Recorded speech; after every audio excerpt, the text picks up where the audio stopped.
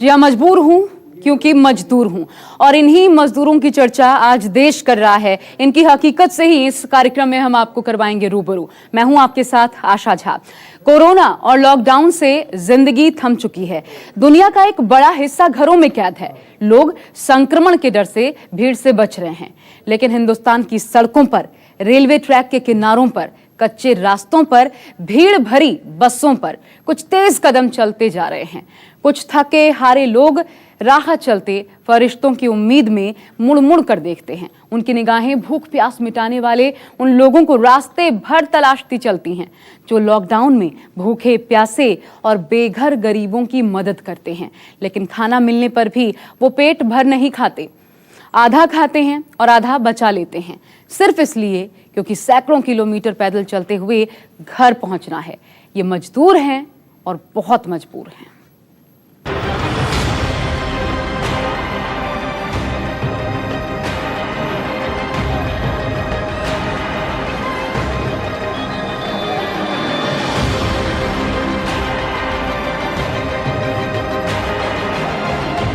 भूखमरी आ गया सर, खाने कुछ नहीं मिला। हम लोग बहुत परेशान हैं। चाहते हैं कि हम अपने परिवार में चल जाए बस, और हम नहीं जा सकते वापिस वहाँ पर।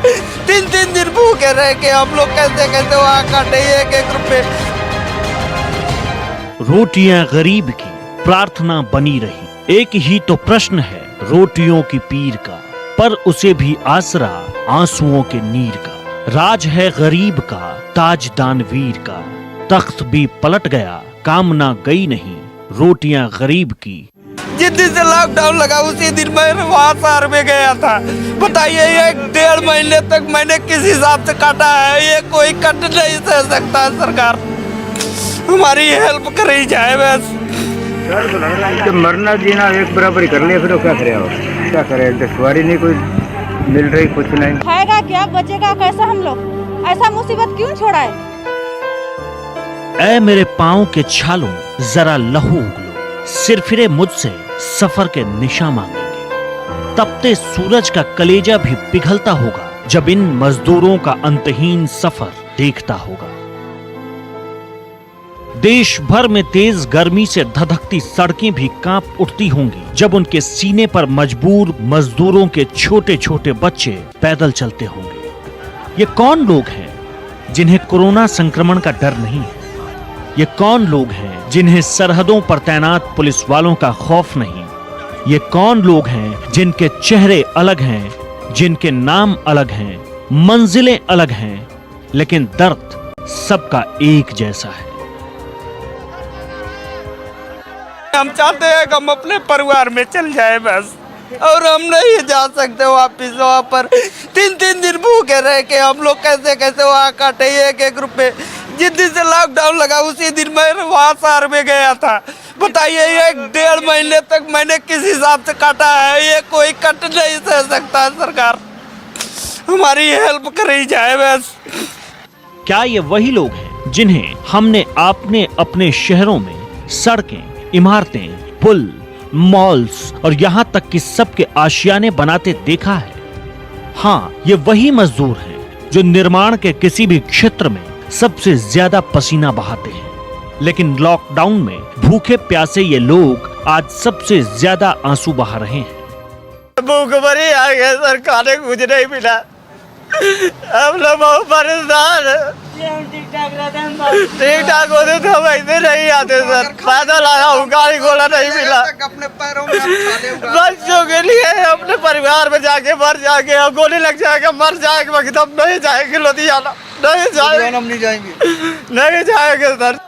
कहने को तो ये लोग पंजाब से पलायन के लिए मजबूर बिहार, उत्तर प्रदेश समेत कई दूसरे राज्यों के मजदूर हैं, लेकिन इनकी सबसे बड़ी पहचान और समानता ये है कि सब भूखे हैं, सब बेहाल हैं, सब सैकड़ों किलोमीटर का सफर तय करने के लिए दिन रात चल रहे हैं, क्योंकि सबको घर जाना है।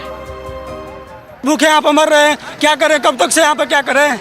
वो सर ये वापस भेज रही थी, हम वहाँ पर जाकर मरे। न वहाँ पर राशन मिल रहा है, न वहाँ पर किराया, वहाँ पर कुछ हो रहा है, न रूम मिल रहा है। कैसे क्या करें सर?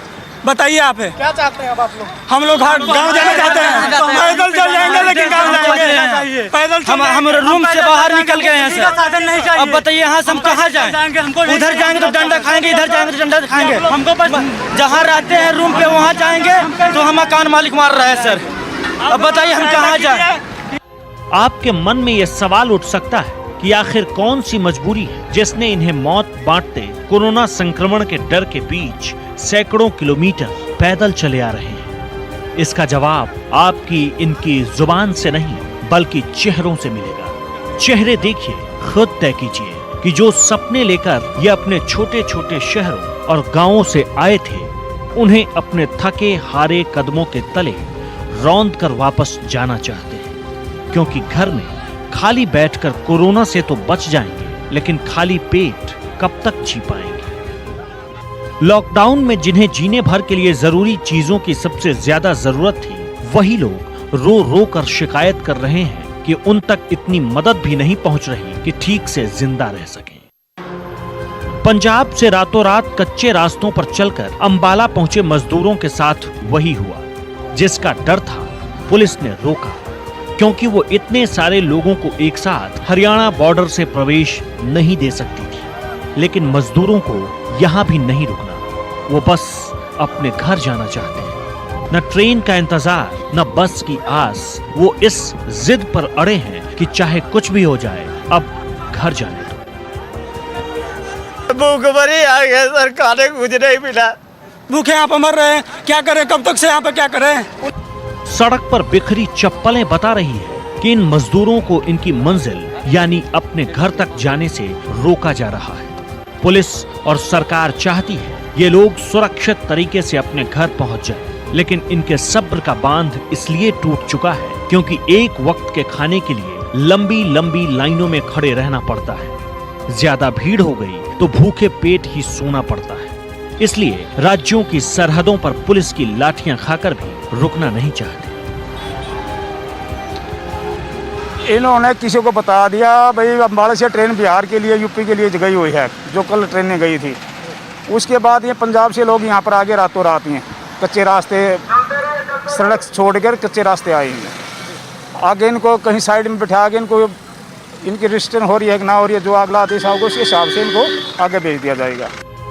लॉकडाउन के बाद से ही देश के तमाम हिस्सों से मजदूरों के इस मुश्किल सफर की तस्वीरें आ रही हैं। अगर आपकी आंखें ये सब देखकर थक गई है तो जरा ठहरिए। ये सिर्फ अपनी भूख और थकान के साथ ही नहीं बल्कि अपने मासूमों की भूख के साथ भी जिंदगी का सबसे मुश्किल सफर तय कर रहे हैं। पास में सिर्फ 70 रुपए, साथ में 3 बच्चे हैं, पैरों में छाले पड़ चुके हैं। अभी सैकड़ों किलोमीटर का पैदल सफर बाकी है। ये कहीं और की नहीं बल्कि देश की राजधानी की तस्वीर है। ये लोग दिल्ली के नरेला से यूपी के हरदोई जाने के लिए निकल पड़े हैं। न सरकारों पर आरोप लगा रहे, न किसी से उम्मीद जता रहे, न किसी के सामने हाथ फैला रहे। इतने मजबूर हैं ये मजदूर कि सिर्फ दर्द को हम सफर बना रहे, आंसुओं को पाल रहे हैं और उम्मीदों से अपनी भूख मिटा रहे हैं। ये तमाम लोग पिछले 4 दिनों से अपने घर से निकले अपने गंतव्य तक जाने के लिए, ये सोचकर कि अगर ये हरदोई पहुंच जाएंगे तो वहां पर जाकर इनकी सारी परेशानियां खत्म हो जाएंगी। नरेला से निकले हुए लगभग 4 दिन हो चुके हैं, लेकिन चौथे दिन भी अभी मात्र 70-80 किलोमीटर ही इन्होंने तय किया है। लगता है कि हिम्मत टूट जाती है, कई बार हिम्मत भैया टूट जाती, पता थोड़ी दूर चलते हैं फिर थक जाते हैं तो फिर आराम कर लेते हैं, फिर भी चलने लगते हैं। यही कम जब दर्द होने लगता है तो चलते बंद ही होना पड़ते हैं, फिर सांता लेते हैं, कहते चलो फिर अब चलो थोड़ी दूर, फिर चलते हैं, किलोमीटर तक चल जाते हैं, फिर सांता लेते हैं। कि पैरों में मैं तुम्हारे देख रहा हूँ छाले पड़ गए हैं, खड़ा तुमसे होया नहीं जा रहा है। खड़ा तो नहीं हुआ जा रहा है, मैं क्या करूँ, मजबूरी सामने है, क्या करें, इसके आगे कोई चारा तो है नहीं, पेंदर ही पेंदर चलना है बस। कई बार लगता नहीं है, लोग कहते हैं कि इतनी दूर कैसे जाओगी, खुद लगता नहीं है कि कैसे बच्चे साथ में हैं, कैसे लेके जाऊं, कैसे चलूंगी, क्या होगा। अब मेरे पापा बीमार हैं तो उनकी चिंता में लेके निकल चली हूँ। मैं सोचा कहीं को वाहन मिलेगा तो निकल जाएंगे, अब ये नहीं मिल रहा तो पैदल चल रहे हैं। चले जा रहे हो हैं? हाँ क्या करेंगे, चलेंगे तो है। 3 दिन से खाना नहीं खा पा रही थी? नहीं। आज मिला है खाना? हाँ आज मिला था, वो भी अच्छा नहीं लगता, थकवान इतनी हो जाती तो खाने का भी मन नहीं करता, बिल्कुल चलने का भी नहीं मन करता, पैर गवाही नहीं देता कि चलो, लेकिन मजबूरी सामने है तब चल रहे हैं हम लोग। दिल्ली के नरेला से यूपी के हरदोई जा रही 50 साल की प्रकाशो कई घंटे में धीरे धीरे चलकर गाजियाबाद तक पहुंची। नहीं मालूम कितना वक्त लगेगा। बस इतनी ही ख्वाहिश है कि बच्चों के बिस्किट खरीदने के लिए जो 70 रुपए बचे हैं वो खत्म होने से पहले घर पहुंच जाए। कितने पैसे बचे हैं अभी आप पे? मेरे पास 70 रुपये हैं। 70 रुपए? 70 रुपये हैं, 70 रुपये हैं। तो बच्चा भरे के 70 रुपए में हाँ। आप यहाँ से पहुँच जाओगे? कैसे खिलाओगे इस बच्चे को? बच्चे को जहाँ तक चलेगा, और फिर भी एक लोग आप ही की तरह मिले तो पानी पीने के, अम्मा जी पानी पी लो, बच्चों को पिला लो, तो पानी पीने लगे तो उसको भी 200 रुपये दिए। इन बच्चों को खवाते रहना, झूठ नहीं बोला, देखो मैं बूढ़ा हूँ और तुम बेटा मेरे समान हो, इसीलिए वो दे दिया, इससे इतना से तब भी काम चल जाएगा। बच्चा मेरे खाते पीते रहेंगे, मैं अपना कैसे वैसे ही करने चलते रहेंगे। तो ये एक हालात, एक तस्वीर आप अपने आप देखकर समझ सकते हैं कि शायद इस परिस्थिति में, इस हालात में 70-80 रुपए लेकर लगातार ये लोग चलते आ रहे हैं। इन प्रवासी मजदूरों का दर्द समझिए। यूपी के अमरोहा में काम करते थे, लॉकडाउन हुआ, सब कुछ बंद हो गया। 2 वक्त की रोटी कमाकर पेट भर लेते थे, लेकिन वो भी करीब 1.5 महीने से बंद है। लॉकडाउन का तीसरा चरण चल रहा है, लेकिन इन्हें घर वापसी की कोई उम्मीद नहीं दिख रही, तो पैदल ही निकल पड़े। यूपी और बिहार के अलग अलग गांवों तक पहुंचना है। अमरोहा में बॉर्डर पर पुलिस ने रोक लिया तो हंगामा करने लगे। पुलिस ने समझाया कि बसों का इंतजाम कर देते हैं, लेकिन ये अब उतना इंतजार भी करने को राजी नहीं है। सरकारें इन्हें रोक रही है। हर मजदूर के घर तक खाना और जरूरत की चीजें पहुंचाने के वादे और दावे कर रही है। पलायन करते मजदूरों के कदम बता रहे हैं कि कुछ तो वजह है जिसने इन्हें उस दौर में सड़कों पर ला दिया जब दुनिया मौत के खौफ से घरों में कैद है। औरंगाबाद में रेलवे ट्रैक के किनारे चलते चलते मौत की राह पर चले गए मजदूरों की रोटियां हो, या फिर ऐसे ही तमाम रास्तों पर हादसों का शिकार होने वाले मजदूरों के परिवार, ऐसा लगता है अब उन्हें किसी भी हादसे का कोई डर नहीं, क्योंकि जिस खौफ के साथ खुद को उन्होंने अब तक जिंदा रखा हुआ है उसका मिटना जरूरी है। और उस खौफ का नाम है रोटी। रोटियों को शायद अब तक उनका पता नहीं मिला है, इसलिए वो अपना पता फिर बदलना चाहते हैं। चूम कर जिन्हें सदा क्रांतियां गुजर गई, गोद में लिए जिन्हें आंधियां बिखर गई, पूछता गरीब वो रोटियां किधर गई, देश भी तो बट गया, वेदना बटी नहीं, रोटियां गरीब की प्रार्थना बनी रही। वरुण सिन्हा के साथ ब्यूरो रिपोर्ट, न्यूज़ 24। और जिन हालात में और जिस हालत में हिंदुस्तान के कई शहरों से मजदूरों का परिवार पलायन कर रहा है, वो तस्वीरें दहलाने वाली भी हैं और सरकारों पर सवाल उठाने वाली भी। हम और आप खुद को घर पर इसलिए रोके हुए हैं क्योंकि खाने पीने और जीने भर की जरूरत की चीजें हमारे पास हैं या हम उन्हें खरीद पा रहे हैं, लेकिन जिन लोगों को इन बुनियादी चीजों को पाने के लिए हर रोज एक लंबा संघर्ष करना पड़ता है, उन्हें इस हालात से छुटकारा पाने के लिए सिर्फ पलायन ही एकमात्र रास्ता नजर आता है। ऐसा इसलिए भी क्योंकि इन्हें पलायन से रोकने या सुरक्षित घर पहुंचाने में सरकारें अब तक नाकाम ही रही हैं।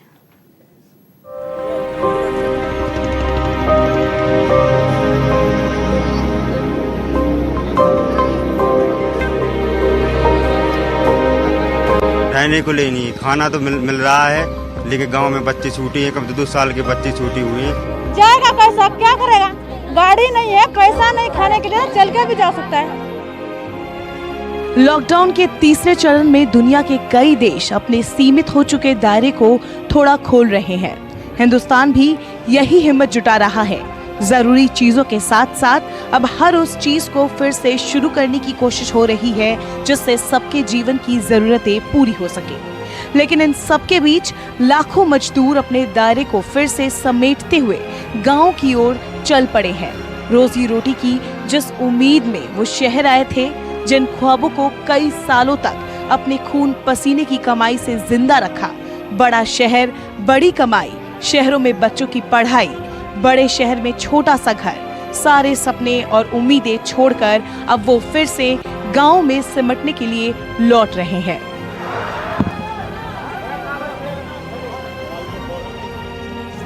कोरोना से जंग के बीच तीसरे चरण के लॉकडाउन में देश के कई राज्यों में फंसे मजदूरों के सब्र का टूटता बांध सड़कों पर फिर नजर आने लगा है। पहले लॉकडाउन जैसी हालत फिर दिखने लगी है।